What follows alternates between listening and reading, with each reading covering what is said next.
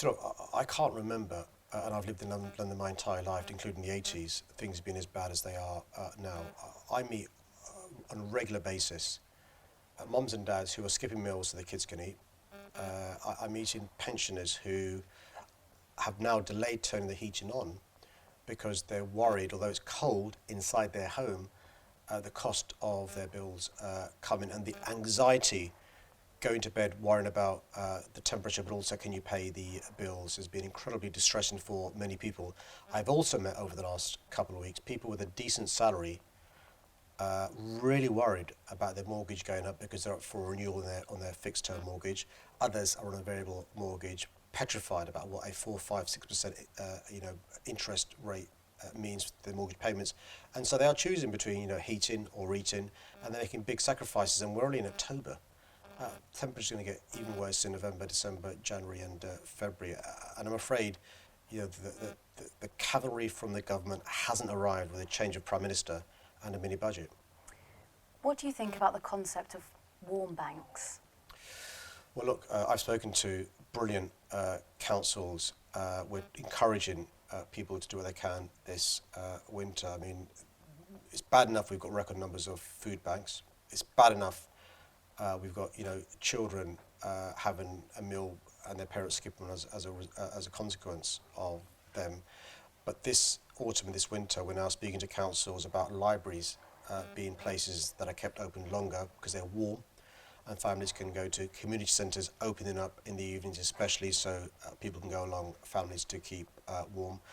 Religious places of worship, thinking about keeping their hours longer so people can come in between the sermons and the congregational prayers to keep warm.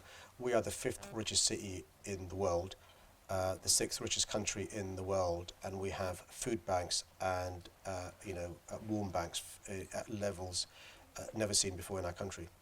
Is this the London that you envisaged? Well, I think what's heartbreaking is it doesn't need to be this way. It really doesn't need to be this way. It's possible to have a thriving economy, to be flourishing and prospering, and to look after the most vulnerable. And what is most upsetting is the government appears to be compounding matters and making things worse rather than being the helping hand. And we're doing what we can from City Hall, so we've now got record sums of money to help people insulate their homes. That leads to smaller bills. We're now paying for advisors to give family advice what benefits they're entitled to. And what's really upsetting is I meet regularly Londoners with 2 or 3 jobs. They've got to top that up. They've got to top that up with benefits because of their income not being enough, and they're being told by inference, although not directly, they're shirkers because they're not going to get an increase in their benefits to inflation because they're not worthy. That's just unfair. This is your 4th Prime Minister, is that right? I hope I've counted that right. Well, I've lost count. I think since I've been mayor, I've had 4 prime ministers, 5 chancellors, and 6 home secretaries. And I've got to tell you, they get worse and worse and worse. I mean, they're out of touch with people in London. They're out of touch with people across the country. They're out of touch with the struggles people have. The idea that anybody in 2022 could think the way to support these families struggling is to lift the cap on the bonuses bankers receive. And by the way, I speak to bankers regularly as the Mayor of London. Nobody's ever said to me, listen, Mayor, one way to encourage more bankers to London and avoid them going to Paris, Amsterdam, Berlin, one way to encourage more people to get into banking is to lift the cap on our bonuses. Similarly, I meet many people as the Mayor of London receiving big salaries above £155,000. Nobody said to me, listen, what you should be doing is encouraging the government to get rid of the 45% tax they pay above 155,000 salary. So I don't understand where the Prime Minister and Chancellor are coming from. And that's why it's really important to remind people, just like austerity was a choice in 2010 up until 2022, this mini budget and what was in it was a choice. Can you imagine what the motive behind that might be? Well, I think what's happened is, Liz Truss has been courting Conservative Party members during the summer when the rest of us were dealing with a heat wave and wildfires and the cost of living crisis and inflation.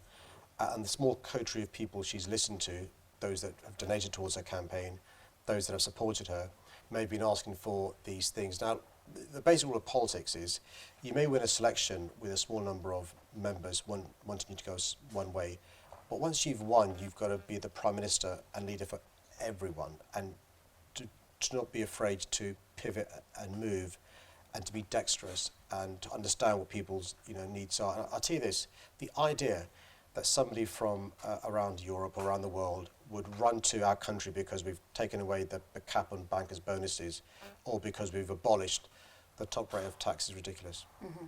At what point would you take Boris Johnson back? No, we're not quite there yet. I mean, the idea, and today has begun the preliminary steps towards a public inquiry into COVID and stuff. The idea that somebody who made the rules that led to loved ones not being near their passing away dad or passing away wife, the idea that people couldn't go to a funeral or have a decent wedding because of the rules were being followed, had a prime minister partying in Downing Street, beggars believe, but also somebody who stood by loyally, somebody who acted in a sexually criminal way, to be beggars beliefs. The reality, look, Liz Truss and Kwasi Kwarteng are continuity. Boris Johnson, continuity. Theresa May, continuity. David Cameron. What Liz Truss, Kwasi Kwarteng and the team should be doing is giving the British public the option of a fresh start, and they should call a general election. Yeah, I've heard you say that before. Just ask two more. So I just heard you say that before about Liz Truss being the continuity candidate. Could you just explain briefly what you mean by that? Yeah, austerity, right? More austerity. We've had austerity since 2010. Budgets without thinking the consequences. George Osborne's omni-shambles budget. Somebody who is just out of touch with normality, Theresa May, when she became Prime Minister. Somebody who's got a tin air into what people are feeling and has one rule for themselves, one rule for others, Boris Johnson. And these the same old Tories. Let's not pretend the fact that we've changed the Tory party means we've got a different tone in relation to the government. It's about values. It's about what you think is a priority.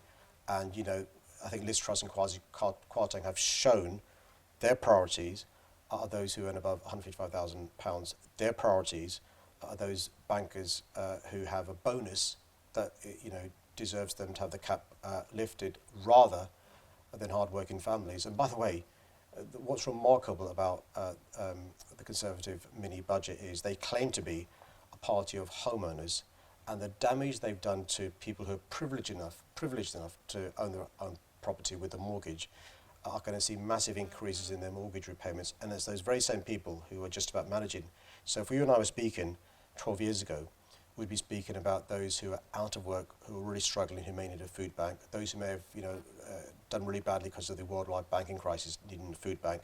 Now I meet nurses using food banks, and now I meet teachers using food banks, as well as the porters and the bus drivers and the cleaners. And this is in the 5th richest city in the world, and one of the richest countries in the world. And that's why I say, Truss, Johnson, May, Cameron, it's same old, same old. Last one. Yeah. This is a nice one. Are you hopeful about Labour? Historic poll lead? Listen, the most important poll is one on general election day. There is no complacency from Keir. I spoke to him a couple of days ago. No complacency at all.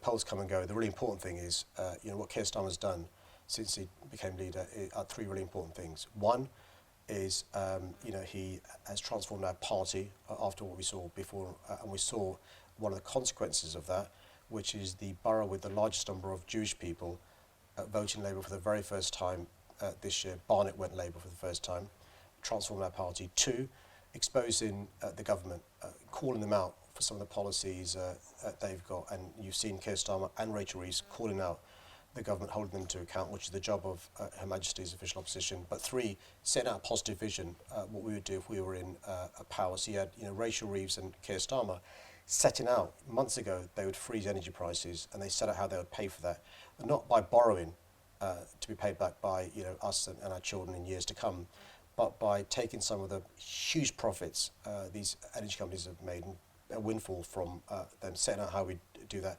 Other policies we saw during the party conference in relation to British power for British people, the green energy pledge that Keir set out, showing you can deal with people's bills by having more insulation, retrofitting properties, creating great jobs, but also have a renewable energy supply, so we're not worried about, you know, Putin invading Ukraine and so forth. So a positive vision for the country. So look, the poll leads are great. What we really need is general elections, so the British public can have a choice of a fresh start with Keir Starmer, or same old, whether it's, you know, Liz Truss or another incarnation of a Tory leader.